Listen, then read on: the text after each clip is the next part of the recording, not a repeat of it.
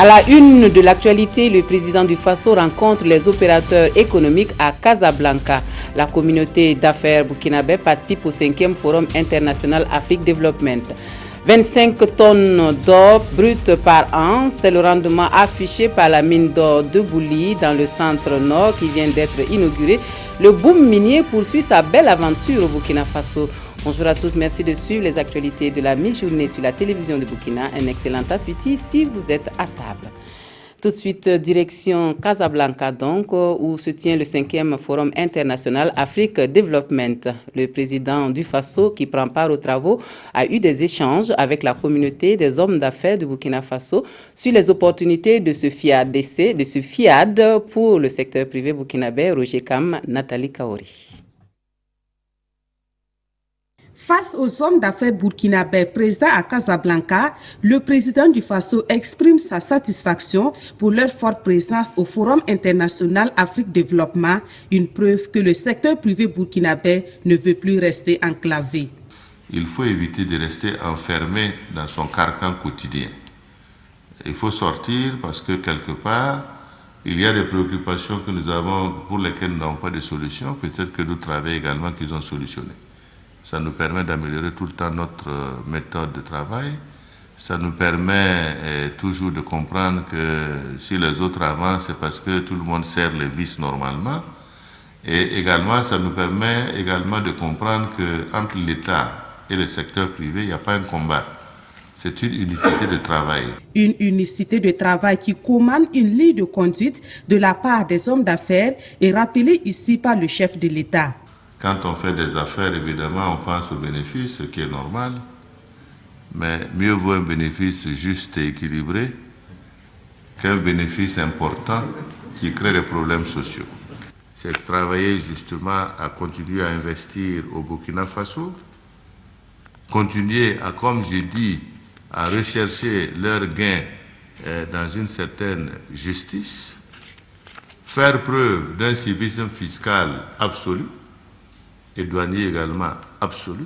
Message bien reçu par les opérateurs économiques burkinabés, mais le forum de Casablanca suscite en eux d'autres attentes vis-à-vis du gouvernement. Cette conférence a été organisée par une banque qui est une société privée. Et cela prouve que l'entreprise privée peut aussi aider le gouvernement dans le cadre donc, des activités de promotion du pays, à faire découvrir le pays, à faire connaître le pays et à travailler à développer donc l'économie.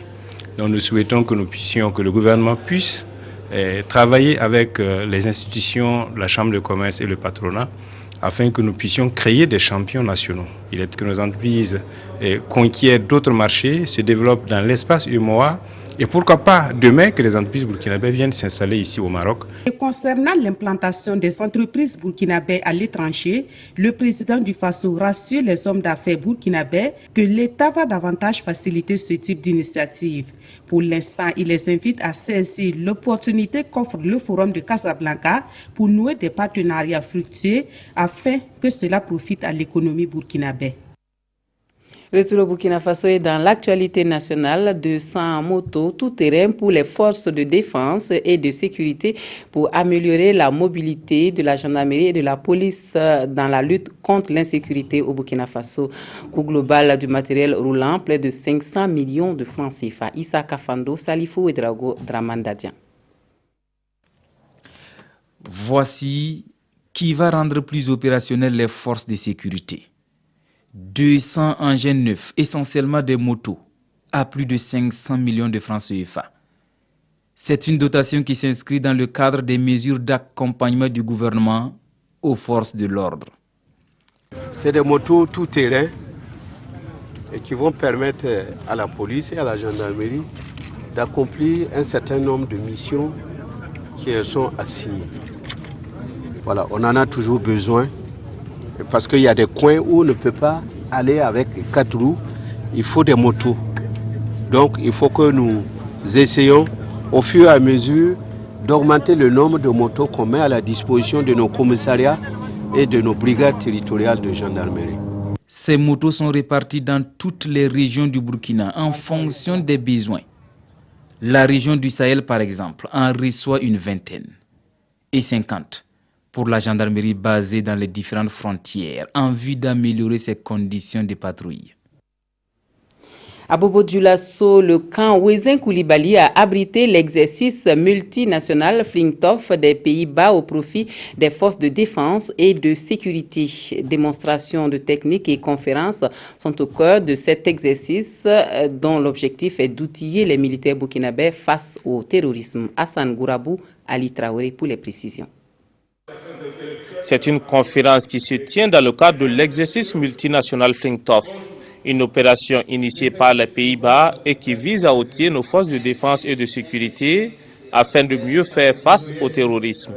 Au cours de cette journée, ces militaires ont reçu des communications sur la région des Hauts-Bassins, les opérations militaires des forces spéciales néerlandaises en Afrique de l'Ouest et la relation civilo-militaire au Burkina Faso. Il convient aujourd'hui de voir dans quelle mesure, civils et militaires, nous pouvons nous donner la main pour prévenir d'éventuels faits terroristes et d'éventuelles menaces terroristes dans nos départements, dans nos communes qui longent la frontière que nous partageons avec le Mali.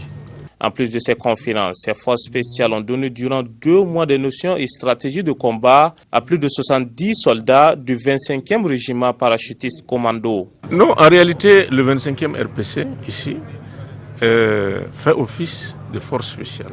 C'est une unité commando qui doit être engagée dans les combats difficiles. Et par essence même, le combat au nord est un combat très difficile. Après avoir fait la formation aux instructeurs, nous avons fait un test d'évaluation des différents pelotons ici présents. Pendant ce test, nous avons constaté que la base était bien acquise au niveau des maniements d'armes. Cette cérémonie marque la fin de l'exercice multinational Flintoff 2017, une cérémonie à laquelle les stagiaires ont reçu des attestations de fin de formation. Les députés membres de la Commission des Affaires étrangères se retrouvent à Fadangourma pour échanger sur les questions liées à la diplomatie, un besoin de formation pour mieux exercer leur rôle. Aruna Kabore, Rasmata Ouedraogo, Clarisse Nikema. Les membres de la Commission des Affaires étrangères et des Burkinabés de l'extérieur sont en atelier de formation sur le travail législatif. À travers cet atelier de Fadangourma, ces parlementaires entendent rendre plus visibles leurs activités et surtout se rapprocher des populations. Cet atelier vise à donner des connaissances aux députés dans le domaine des traités et conventions et les ratifications que nous faisons à l'Assemblée. Dans le cadre aussi des mécanismes de contrôle de l'action gouvernementale pour les affaires étrangères, nous venons pour que aussi que les gens se sentent rapprochés. Les députés sont élus quand même au niveau des provinces. Donc il y a nécessité pour eux de souvent délocaliser en fait les activités afin que les populations puissent mieux s'approprier du rôle du député. Donc ce qui fait que vraiment je suis très heureux d'accompagner en tout cas cette initiative-là. Le rôle du parlementaire dans la procédure d'adoption et de ratification des conventions internationales est l'un des thèmes mis à profit des participants pendant ces 2 jours de travaux. Nos attentes, c'est de sortir d'ici suffisamment outillés par rapport à comment exécuter les missions à l'extérieur, comment évaluer l'état de coopération entre notre pays et les autres pays. La Commission des Affaires étrangères et des Burkinabés de l'extérieur compte 18 membres. Elle représente l'une des 6 commissions générales de l'Assemblée nationale burkinabé.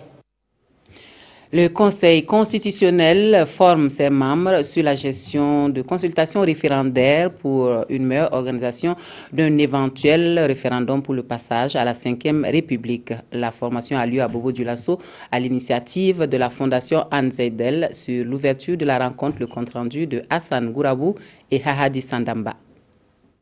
Mieux appréhender les missions du Conseil constitutionnel dans le cadre d'une consultation référendaire, c'est tout l'enjeu du présent atelier. Un atelier qui vient à point nommé dans un contexte où l'actualité politique burkinabé est fortement marquée par l'éventuel passage à la 5e République. C'est pourquoi il est impératif de rendre le Conseil constitutionnel encore plus performant au regard du rôle que cette juridiction joue dans l'organisation de toute opération électorale et référendaire. Depuis la consultation référendaire de 1991, ça fait déjà plus de 20 ans, nous n'avons plus connu de consultation référendaire. Donc il y a encore nécessité qu'on se replonge dans la procédure référendaire, dans les techniques de référendum, dans le contrôle des élections, de l'élection référendaire, pour mieux nous approprier cela, pour que, vraiment, quand le moment sera venu, que le Conseil constitutionnel n'ait aucune difficulté pour gérer cette importante consultation électorale. 4 jours durant, les membres du Conseil constitutionnel vont donc mutualiser leurs connaissances et expériences à travers plusieurs communications, et ce sous la houlette de la fondation Hans Zaidel. On sait que les moyens n'ont pas toujours suivi et nous avons estimé qu'il était de bonne loi qu'à l'occasion donc du référendum qui s'organise, que le Conseil constitutionnel qui est au centre de tout puisse aussi pouvoir se retrouver pour mutualiser leurs connaissances en matière sur toutes ces questions liées au référendum. Au cours de cet atelier, il est également prévu de renforcer les capacités des participants sur les techniques de rédaction des décisions du Conseil constitutionnel. Toutes choses qui concourent donc à l'efficacité de la juridiction dans la gestion de toute consultation, aussi bien électorale que référendaire. Autre point de l'actualité, plus de 25 tonnes d'or brut par an, et cela pendant 7 ans. Ce sont les chiffres annoncés par la toute nouvelle mine d'or de Bouli dans le centre nord. La mine inaugurée hier est exploitée par la compagnie minière Bissa Gold. Paul David Bambara, Tanga Kafando. L'or coule désormais à Bouli, cette localité située entre la commune de Mané et celle de Sapsé, qui a donné son nom à la toute nouvelle usine d'exploitation minière de Nord Gold. L'usine ainsi inaugurée produira 25 tonnes d'or brut par an, et ce pendant 7 ans, et constitue la résultante d'un investissement de 73 milliards de francs CFA. Les recettes attendues au niveau de l'État sont de l'ordre de 61 milliards. Les emplois directs sont de 200 salariés qui vont bénéficier d'emplois au niveau de cette extension de la mine. Et vous avez vu toutes les réalisations socio-économiques qui ont été faites. Des retombées qui profitent également à la population locale, en plus des logements et des infrastructures socio-économiques offertes aux populations affectées. Des jeunes de la localité ont également été formés au métier des mines et dont 50% sont déjà en activité. Ce que nous venons de vivre aujourd'hui est un élément important. Donc nous exhortons les populations riveraines à maintenir le dialogue avec la direction de la société pour que l'ensemble des divergences ou des points de vue puissent être aplanis pour que cette usine-là soit importante et produise des effets positifs pour tous ceux qui sont aux abords. Des préoccupations subsistent certes, mais le dialogue et la concertation doivent guider les rapports entre les différents acteurs, conseils des autorités présentes à la cérémonie.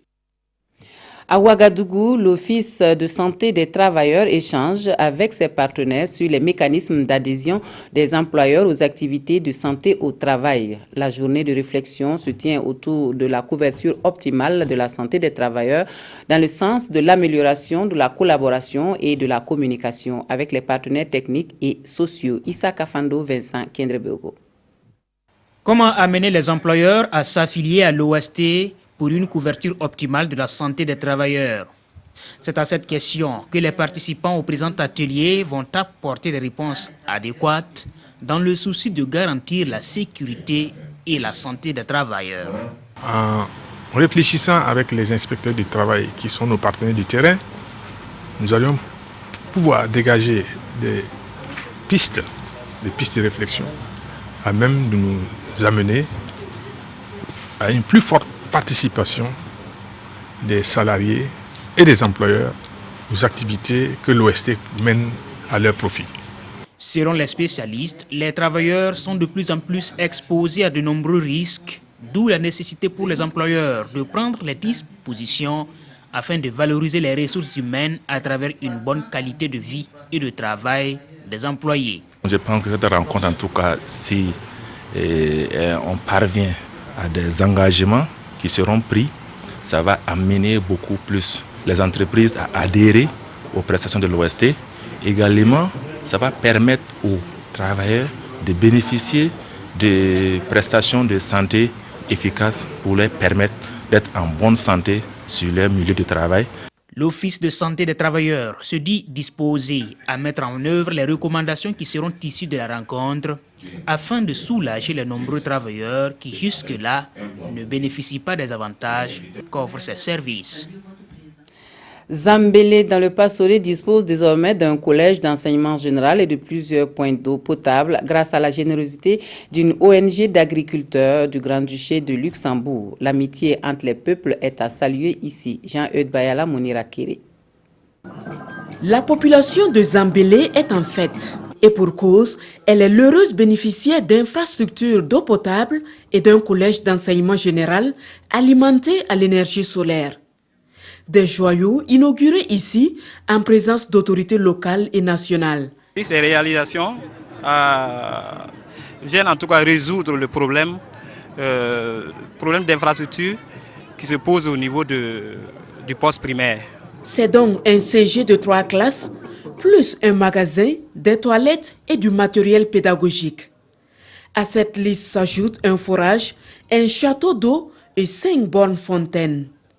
Autant d'infrastructures qui sont le fruit de l'amitié entre les jeunes agriculteurs du Grand-Duché de Luxembourg et le village de Zambélé. Aller un chemin ensemble avec des amis. Et voilà le résultat. C'est vraiment énorme. C'est très difficile de s'exprimer pour expliquer ce que je ressens à ce moment. Mais c'est en tout cas une très grande joie. Tout le village est très fier de pouvoir inaugurer ces infrastructures-là. C'est un véritable complexe qui va naître d'ici là. Il y aura des garderies populaires, il y aura bien sûr le CG qui va se transformer en lycée, sans oublier aussi les commodités qu'il faut pour les enseignants, etc. etc. Il y a l'énergie solaire qui est là, et puis bien sûr l'eau potable pour l'ensemble du village et du lycée. D'autres infrastructures sont en chantier et l'ONG annonce une bibliothèque scolaire dans les mois à venir. En sport, le Rail Club du Kadiogo rencontre l'Union sportive de la Médina d'Alger en 16e de finale, retour des préliminaires de la Ligue africaine des champions. Les Faucons sont internés au centre omnisport des étalons Comet. Une équipe de reportage leur a rendu visite. Nongbakouda Jean Modeste Ouedraogo. La remontada est sur toutes les lèvres, surtout celle des joueurs au Comet, le centre omnisport des étalons. Mis au vert depuis leur retour d'Algérie, les Faucons du Rail Club du Kadiogo sont à pied d'œuvre pour renverser la situation et se remettre sur les rails.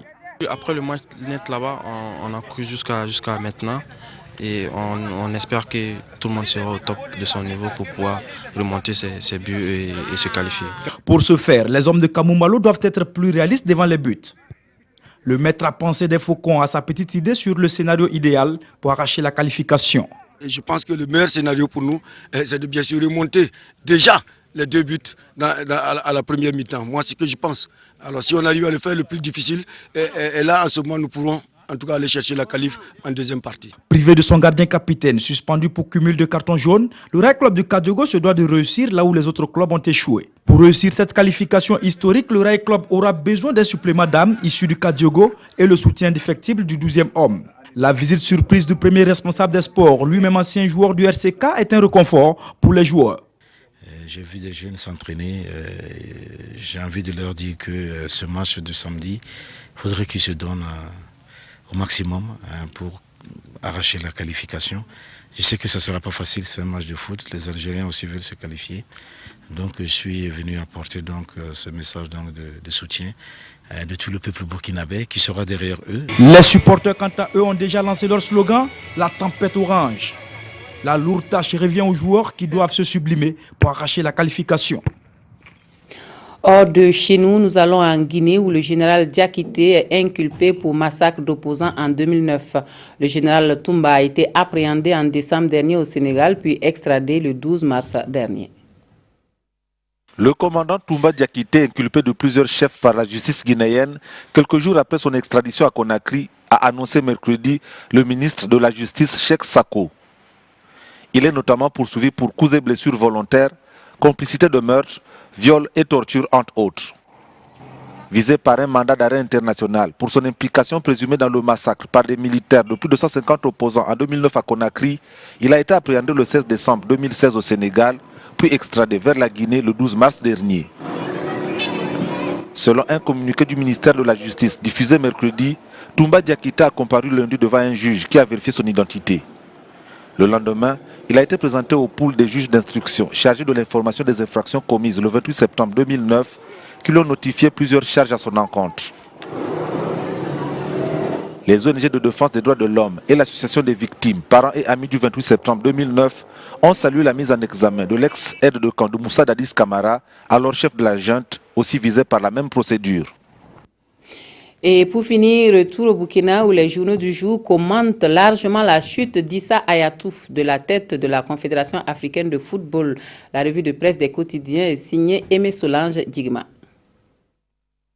Hayatou quitte la CAF par la petite porte, estime l'Express du Faso, pour n'avoir pas su décrypter la soif de changement des Africains et fait signer le dicton selon lequel il faut savoir quitter les choses avant qu'elles ne vous quittent, explique le pays.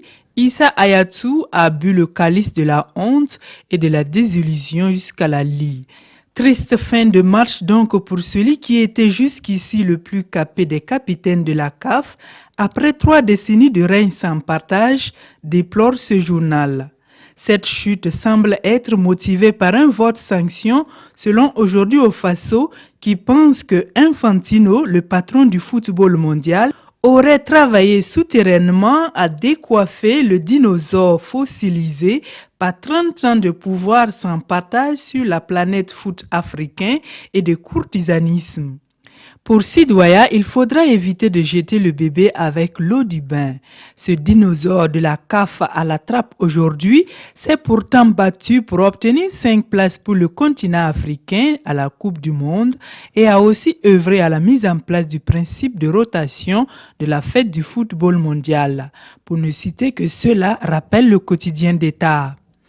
Qu'à cela ne tienne, on retiendra que c'est Ahmad Ahmad, l'ancien ministre malgache de la pêche, l'homme qui a taclé Hayatou, fait remarquer l'observateur Palga, qui espère qu'il insufflera des règles plus démocratiques et consensuelles telles la limitation du nombre de mandats à 3, la fixation de la limite d'âge à 70 ans et espère aussi un supplément de morale qui sera injecté dans l'organisation. Voilà, on s'arrête ici pour les actualités de la mi-journée. Merci de nous avoir reçus chez vous. Un excellent après-midi à tous et à toutes.